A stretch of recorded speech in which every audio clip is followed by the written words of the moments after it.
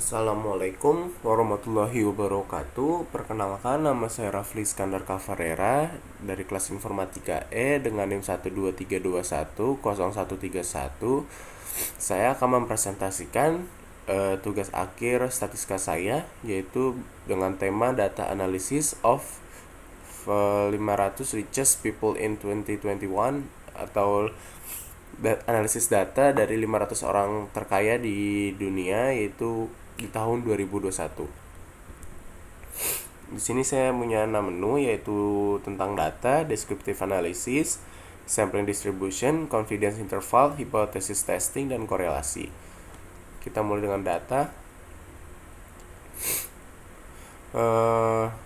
Di sini data saya mempunyai 4 variabel, yaitu nama, total net worth, country, dan industri. Namun nanti di korelasi saya menambahkan 2 variabel, yaitu net YTD atau year to date change atau nilai tukar pada tahun itu, lalu dengan last change juga, yaitu nilai transaksi terakhir ya. Di sini saya fokuskan kepada total net worth atau total kekayaan, di mana satuan ini merupakan billion ya. Lalu kita masuk ke data distribusi. Di sini saya mengubah dari data tunggal menjadi data kelompok, membagi dengan rumus kelas, mencari kelas atau membagi bagian, yaitu rumusnya adalah 1 ditambah 3,322 dikali log 500, yang dimana hasilnya adalah 9,9659 yang dibulatkan menjadi 10. Jadi di sini saya mendapatkan 10 bagian. Lalu untuk menentukan intervalnya, yaitu dengan 182 dibagi 10, yang hasilnya adalah 18,2. Lalu dari sini ada rumus interval, di mana 18 berarti dari 6 itu dihitung 1 sampai ke 24, yaitu hasilnya adalah 18. F ini merupakan frekuensi, jadi berapa banyak nilai orang yang memiliki kekayaan dari $6 sampai 6 miliar dolar sampai 24 miliar. Lalu X itu rata-ratanya. Lalu di sini kita kalikan frekuensi dengan rata-ratanya, hasilnya adalah $6.300, itu dalam satuan billion. Jika di summary atau di sigma, hasilnya adalah 10,267,64 dengan standar deviasi 19,1473324, lalu memiliki nilai rata-rata 20,54. Ya, di sini ada X min X kuadrat, yang artinya nilai rata-rata dari sini tuh dikurang sama nilai X lalu dipangkatkan 2. Lalu yang frekuensi ini dari nilai yang sebelahnya dikalikan dengan frekuensi seperti itu. Lalu nanti ada data distribusi. Ini merupakan grafik di mana rata-rata orang memiliki orang paling banyak memiliki kekayaan sebesar 24. Lalu nanti ada main data distribution. Di sini saya mengubah data tadi menjadi interval FI, class boundary itu adalah batas kelas, lalu ada nilai Z dan area interval. Di sini nilai rata-ratanya adalah 16,25, yaitu merupakan rata-rata dari nilai tunggal, data tunggal. Lalu untuk menentukan value Z, di mana saya mencari class boundary dulu, batas kelas. Cara mencari batas kelas adalah nilai paling rendah dari suatu interval dikurang 5, lalu sampai nilai paling rendah ditambah 0,5. Hasilnya ada 5,5 sampai 6,5. Begitu seterusnya. Lalu dikurang dengan mean, di mana meannya adalah 16,25, maka lalu dibagi dengan standar deviasi. Normal data distribution. Nah, di sini adalah perbandingan yang sebelah kiri ini, yang sebelah sini itu merupakan yang titiknya kecil itu, yang titiknya sedikit itu merupakan dari data kelompok, sedangkan yang titiknya lumayan banyak ini merupakan dari data tunggal. Kurang lebih terlihat sama. Selanjutnya adalah sampling distribution. Dari 500 populasi saya memilihkan 2 representatif yang dimana sampel mean-nya mendapatkan 250.000. Di sini rata-ratanya adalah 16,25 dimana saya menghitung menggunakan rumus di Excel dan standar deviasinya pun hasilnya adalah 14,329 dan ini juga saya menggunakan rumus di Excel. Nah, di sini adalah perbandingan dari sampling dan populasi di mana mean-nya terdapat sama yaitu 16,25 sedangkan standar deviasinya hasilnya berbeda di mana populasi memiliki standar deviasi 20,264 sedangkan sampling memiliki standar deviasi itu 14,329. Dan ini merupakan bentuk tabelnya grafiknya terlihat perbedaan. Lalu selanjutnya adalah statistic question atau pertanyaan di mana pertanyaannya merupakan what is the probability that the sample mean is between 14.70 and 17.80 yang artinya itu kemungkinan probabilitas rata-rata sampel di antara 14,7 sampai dengan 17,8. Kita mendapatkan tadi mean itu 16,25. Saya mengambil N ini merupakan sampel di mana saya mengambil sampel itu sebanyak 25 dan memiliki standar deviasi 20,264. Berarti untuk mencarikan standar deviasi X-nya ini yaitu 2 standar deviasi dibagi dengan akar kuadrat banyaknya sampel di mana hasilnya 4,0528 yang kita bulatkan menjadi 4. Lalu kita masukkan rumusnya seperti ini yang dalam kurung P ini, maka hasilnya adalah P negatif 0,39 kurang dari Z kurang dari 0,39 yang berarti kita mendapatkan hasil 0,3034.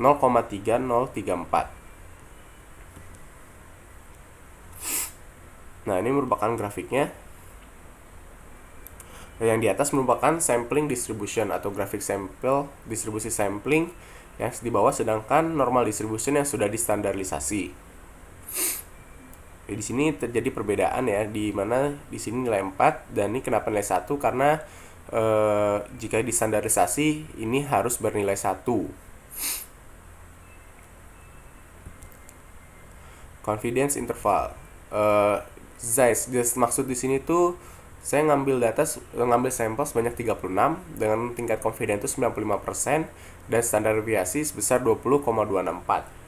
Lalu tadi sudah disebutkan rata-rata populasi itu sebesar 16,25. Nah, ZC ini maksudnya dari mana saya bisa dapat 1,96 ini dari tabel T 95% ini. Berarti 95% itu di tabel T itu sebesar 1,96. Nah, lalu kita masukkan rumusnya sama dengan ZC atau yang tadi dikali dengan standar deviasi per akar kuadrat N. Ya, berarti standar deviasinya itu 20,264 per akar 36 dan dikali 1,96. Hasilnya adalah 3,377. Lalu kita dapat membulatkan menjadi 3. Nah, di sini kita dapat menentukan estimasi interval di mana rata-rata X-nya rata-ratanya itu kurang plus minus E, yang artinya tuh plus minus itu ada 2, yaitu bisa dikurang 3 dan ditambah 3. Jika kita kurang 3 maka hasilnya ada 13,25 dan jika kita tambah 3 hasilnya ada 19,25. Dan berikut merupakan skalanya. Nah, di sini ada consider a 95% confidence interval. Tadi kita sudah dapat 95%.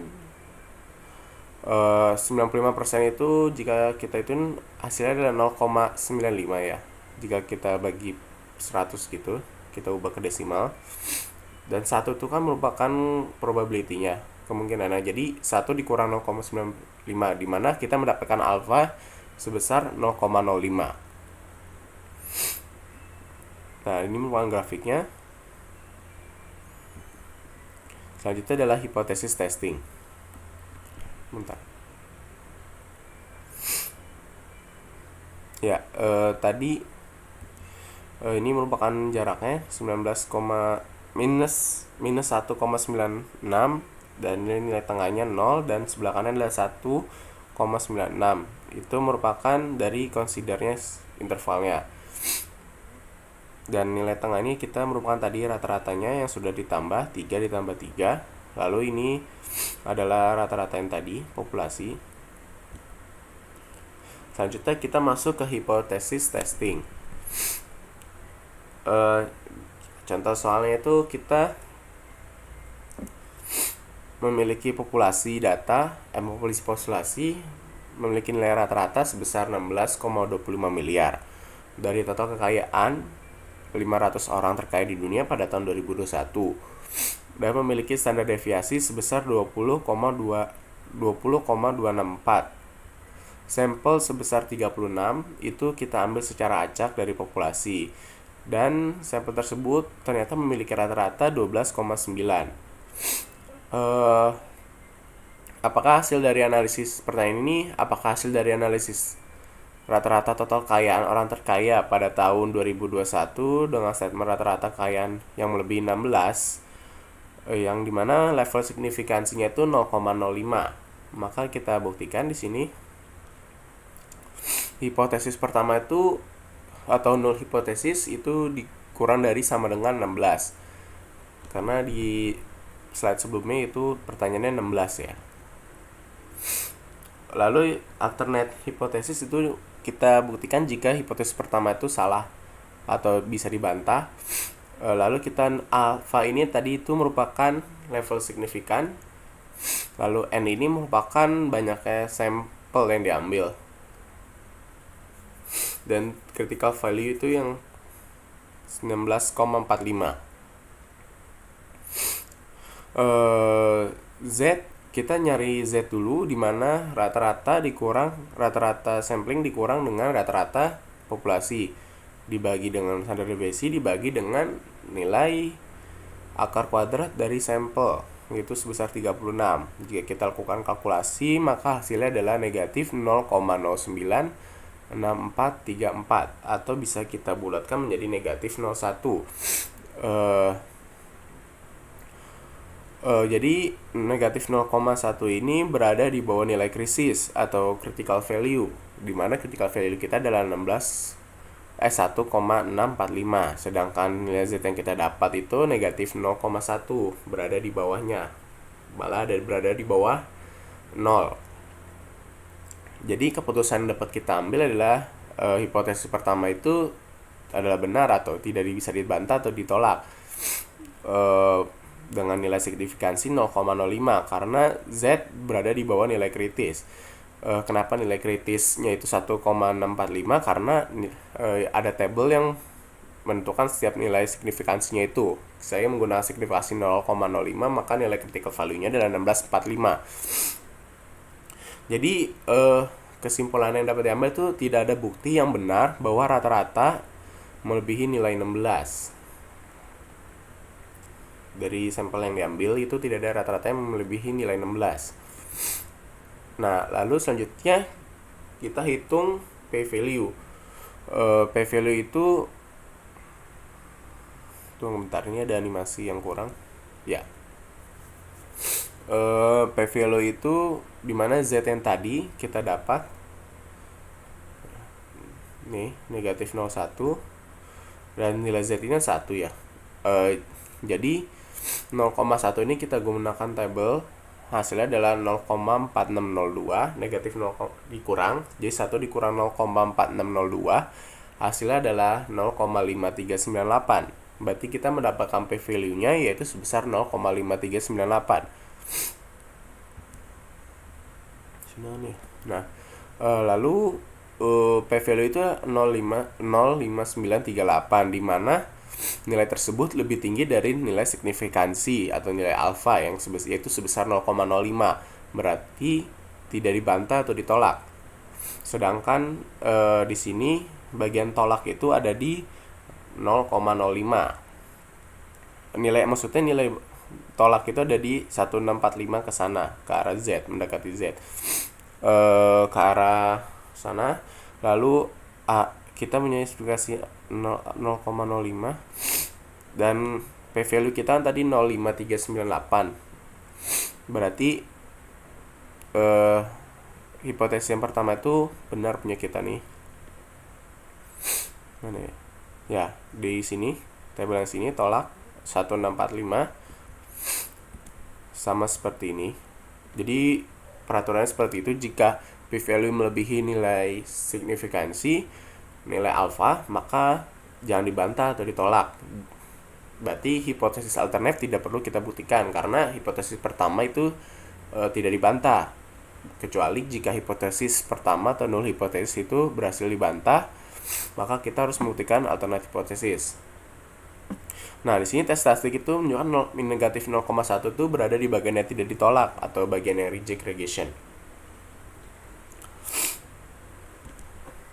Selanjutnya kita masuk ke korelasi. Korelasi itu ada dua jenis, yaitu korelasi dan regresi. Ada dua jenis. Kali ini saya mencari korelasi, di mana korelasi itu merupakan ilmu untuk mengetahui hubungan antar variabel. Nilai korelasi itu dimulai dari negatif 1 sampai dari 1. Sedangkan regresi itu melihat estimasi atau meramal hubungan antar variabel.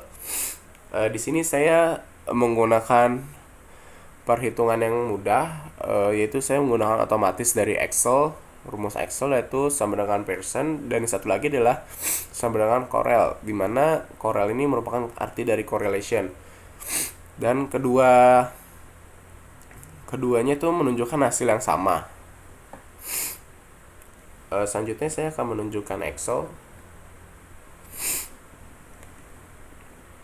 Sini ada beberapa sheet. Ini merupakan data aslinya, yaitu the change, less change, industry, country, total net worth, name, sama rank. Lalu ini tunggal merupakan data tunggal saya, rata-rata 1625, variansi segini, deviasi dan range. Saya di sini lebih sering menggunakan rumus dari Excel dibanding hitung manual. Nah, di sini adalah korelasi. Saya bandingkan dua. Kalau di Excel yaitu less change dengan net worth. Dan hasilnya adalah negatif 0,6 dan negatif 0,2. Berarti jika hasilnya negatif, itu menunjukkan bahwa tidak ada hubungan mengenai total kekayaan dengan nilai tukar uang atau nilai transaksi, dimana karena kenapa tidak ada, karena ini hasilnya negatif 0, sekian. Sedangkan jika ada hubungannya, itu harus bernilai di atas 0, yaitu bisa 0 sampai 0,5, 0,4 dan seterusnya sampai 1. Jika masih sekitar 0 sampai 0,4 itu masih bisa dibilang relatif lemah atau berkorelasi lemah. Sedangkan ini saya mendapatkan nilai negatif yang artinya tidak berhubungan sama sekali.